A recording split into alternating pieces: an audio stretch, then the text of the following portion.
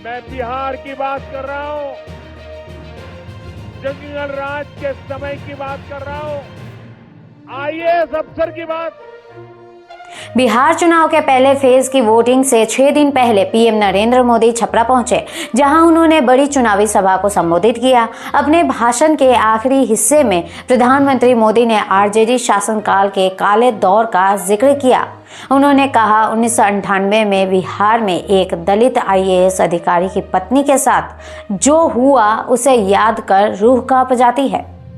मैं बिहार की बात कर रहा हूं, जंगल राज के समय की बात कर रहा हूं, आईएएस अफसर की बात।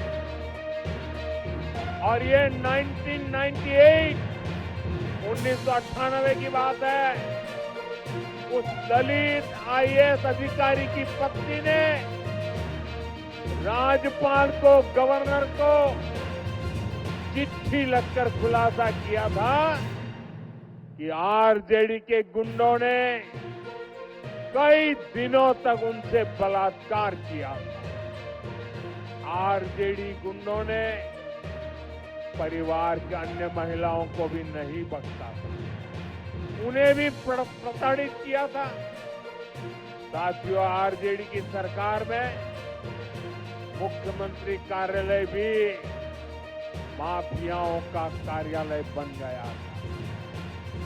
बिहार की राजनीति में जंगल राज का मुद्दा लंबे समय तक गूंजता रहा। विपक्षी दल अक्सर लालू प्रसाद यादव के शासनकाल पर सवाल उठाते थे। इसी दौर में एक ऐसा मामला सामने आया जिसने पूरे देश को हिला दिया और राज्य की कानून व्यवस्था पर गंभीर सवाल खड़े कर दिए। ये मामला राजधानी पटना का था। यहाँ एक आईएएस अफसर की पत्नी, मां, भतीजी और 2 नौकरानियों के साथ करीब 2 साल तक दुष्कर्म की वारदात होती रही।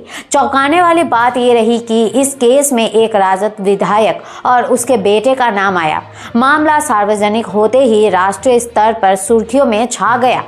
दरअसल ये घटना 1995 की है। 1982 बैच के एक आईएएस अधिकारी की शादी 1990 में हुई थी। 1995 में उन्हें सचिव स्तर पर तैनाती मिली और पटना के बेली रोड स्थित सरकारी आवास में परिवार सहित रहने लगे। इस दौरान राजद विधायक हेमलता यादव को बिहार समाज कल्याण बोर्ड का अध्यक्ष बनाया गया और उन्हें आईएएस अफसर के बगल वाला मकान अलर्ट हुआ। उसके साथ उनका 27 वर्षीय बेटा मृत्युंजय यादव भी वहीं रहने लगा, जो उस समय दिल्ली यूनिवर्सिटी का एक छात्र था। 7 सितंबर 1995 को हेमलता यादव ने आईएएस अफसर की पत्नी को अपने घर बुलाया। आरोप है कि वहां कमरे में बंद कर उनके बेटे मृत्युंजय ने दुष्कर्म किया। बाद में धमकाकर पीड़ित को चुप करा दिया गया। इसके बाद आरोपी लगातार आईएएस अफसर के घर जाकर उनकी मां, भतीजी और नौकरानियों को भी हवस का शिकार बनाने लगा। करीब 2 सालों तक 1995 से लेकर 1997 तक ये सिलसिला चलता रहा। आरोप यहाँ तक लगे कि आरोपी ने अवैध संतान से बचने के लिए पीड़ित की नसबंदी भी करवा दी। काफी समय तक चुप रहने के बाद पीड़ित परिवार ने पुलिस को लिखित शिकायत दी, लेकिन कार्रवाई नहीं हुई। तब भाजपा नेता सुशील कुमार मोदी ने प्रेस कॉन्फ्रेंस कर इस मामले को सार्वजनिक किया और लालू सरकार पर जंगल राज फैलाने का आरोप लगाया। मामला मीडिया में आते ही सुर्खियों में आ गई। 1997 में राज्यपाल सुंदर सिंह भंडारी के हस्तक्षेप पर आरोपी मृत्युंजय यादव को गिरफ्तार किया गया। यादव कुछ समय फरार रहने के बाद सरेंडर कर गई। बाद में कोर्ट ने मृत्युंजय को 10 साल और हेमलता को 3 साल की सजा सुनाई। पटना हाई कोर्ट ने निचली अदालत का फैसला पलट दिया और दोनों को बरी कर दिया। कोर्ट ने सवाल उठाया कि पीड़ित ने 2 साल तक चुप्पी क्यों साधी और गर्भपात व नसबंदी क्यों कराई। बचाव पक्ष ने दलील दी कि ये आपसी संबंध का मामला था और आरोप भ्रष्टाचार छिपाने के लिए लगाए गए थे। इस घटनाक्रम के बाद आईएएस अफसर झारखंड चले गए और वहीं निधन हो गया।